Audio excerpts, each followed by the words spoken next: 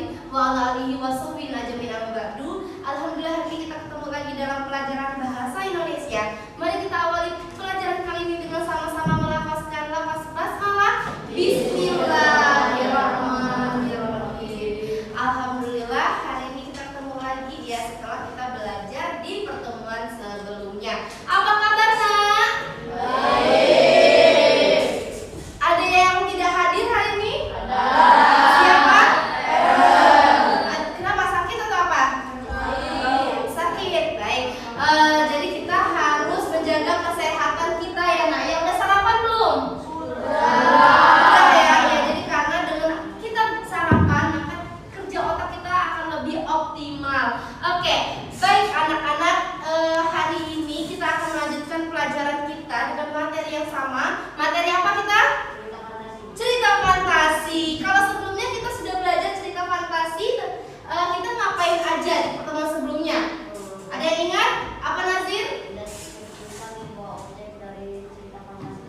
Mendeskripsikan sebuah objek dari teks narasi tersebut. Kurang tepat, ada yang lain? Mau menambahkan? Kita ngapain aja kemarin? Masih ingat nggak? Apa sih cerita fantasi itu? Jangan keroyokan, angkat tangannya. Apa dia? Cerita yang berbentuk khayalan. Oke. Ada lagi? Apa, Nazir? Cerita yang dituliskan berdasarkan imajinasi. Jo, apa Jo? Tidak ada unsur nyata. Tidak ada unsur nyata. Tepuk tangan untuk kelas 7B. Keren sekali. Masih bisa mengingat apa yang kita pelajari di pertemuan sebelumnya. Benar sekali anak-anak. Cerita fantasi itu adalah cerita fiksi yang dibuat atau dikarang seseorang tidak berdasarkan keadaan sebenarnya atau khayalan ya, berupa khayalan yang tokohnya memiliki keajaiban tertentu. Nah, kali ini di pertemuan hari ini kita akan belajar merencanakan dan menyajikan teks cerita fantasi ya. Teks cerita fantasi dengan struktur dan kebahasaannya. Baik, ada yang tahu nggak, Nak? Apa sih manfaat kita belajar teks cerita fantasi? Apa, Isya? Supaya bisa membuat cerita fantasi. Ada lagi? Mengapa? Karena melalui sastra kita bisa menajamkan rasa bahwa Umar bin Khattab, ya tahu Umar bin Khattab? Sahabat Rasulullah SAW pernah berkata ya di suatu kutipan, berkata bahwa ajarkan pada anakmu tentang sastra, maka yang keras, yang hatinya keras akan bisa menjadi lembut, seperti itu ya. Baik, adapun tujuan pembelajaran kali ini adalah setelah proses pembelajaran melalui model pembelajaran project based learning dan impact, maka peserta didik dapat merencanakan, menciptakan atau menyajikan teks cerita fantasi sesuai dengan struktur dan kebahasaannya dengan rasa ingin tahu, tanggung jawab, disiplin, kreatif, dan integritas. Baik, sudah siap belajar hari ini? Siap. Nggak semangat. Sudah siap belajar hari ini? Siap. Mantap. Oke. Baik anak-anak, sebelum kita membentuk kelompok kecil, saksikan terlebih dahulu tayangan berikut ini.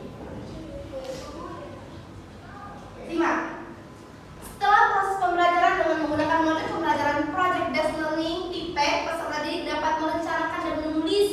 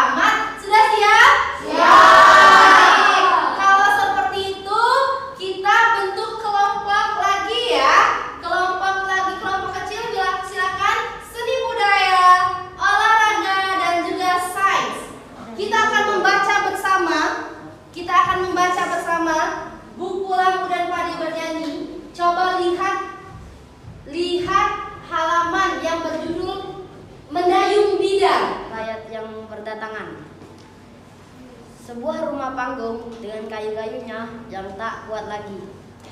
Amat sederhana di pinggiran Sungai Musi. Tasrif masih melamun. Kampung satu laut. Tanpa ayahnya Tasrif, juragan perahu akan kehilangan kepercayaan diri. Begitu juga tim di dalamnya. Kini ayahnya Tasrif sudah tiada. Duka keluarga itu menjadi duka semua warga. Tasrif Ini adalah perayaan yang amat dirindukan warga Palembang. Sudah 2 tahun sejak pandemi, tidak ada perayaan apapun. Biasanya setiap hari kemerdekaan akan selalu ada riuh perayaan di sekitar Banteng, Kuto, Besak, dan sekitarnya. Lomba perahu, hias perahu, bidar, konser kemerdekaan yang dihadiri penyanyi ibu kota hingga jualan kapal telok abang yang berjajar. Konon katanya tradisi ini sudah berlangsung sejak puluhan tahun lalu. Lanjutkan, Jo. warga sudah berkumpul di rumah Pak RT. Pak RT menimbang keputusan. Tidak ada cara lain. Kita harus tetap maju dalam lomba ini demi nama baik kampung satu Ulu Laut. Kan biasanya di Sungai Musi ya, itu ya. Baik anak-anak, gimana? Menarik tidak cerita fantasi berunsur budaya lokal? Menarik. Mau nggak menulis cerita fantasi berunsur budaya lokal seperti Bu Hanim? Mau. Oke, siap ya. Kita belajar ya. PD yang ada di Google Classroom-nya. Google Classroom dibuka. Ada menyajikan teks cerita fantasi, dapat? Ya. Silakan buka Google Classroom dan buka Canva-nya. Laman Canva-nya kita akan membuat mind mapping kembali kan. Coba lihat atau coba gali lagi. Lihat di Google-nya boleh, di Safari-nya boleh, kebudayaan lokal Palembang atau kebudayaan lokal daerah lain, dan jadikan mind mapping, letakkan di tengah-tengah. Kalian Bu Harin minta untuk membuat mind mapping kerangka karangan berupa mind mapping ya Canva. Kerangka karangan itu kalian tuliskan, kalian buatkan di situ struktur ya, struktur dari teks cerita fantasi yang akan kalian buat. Misalnya Paris sudah membayangkan tentang Iwak Belido. Tahu Iwak Belido? Tahu nggak kalau kita ke BKB ada Iwak Belido? Nah, warna hitam. Misalnya Paris lihat itu, oh Paris membayangkan bahwa Iwak Belido itu akan berubah menjadi monster. Nah itu kan berarti keajaiban.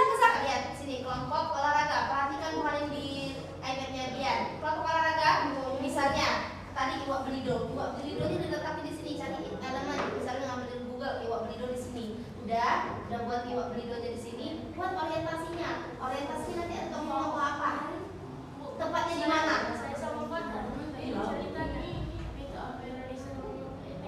Enggak tahu. Nah terus nanti komplikasinya itu berarti masuk di. Coba sini. Nah Isya nih lihat nih. Nih coba lihat semuanya. Sini budaya sini. Oke. Misalnya ini di sini. Ini letakkan di tengah ya. Ini letakkan di tengah. Ini letakkan di sini sebagai misalnya.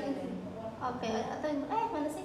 Ini boleh di sini. Ini letakkan di tengah misalnya. Nah itu letak ampera misalnya. Nah ini orientasinya. Orientasinya nanti ada tokoh-tokohnya siapa aja. Tokoh-tokohnya misalnya tokohnya adalah ibu ini tokohnya seperti apa? Iya, yang mau kamu tulis nanti. Misalnya tokohnya pedagang seperti apa? Raka udah siap tuh dengan tulisannya Antu Banyu.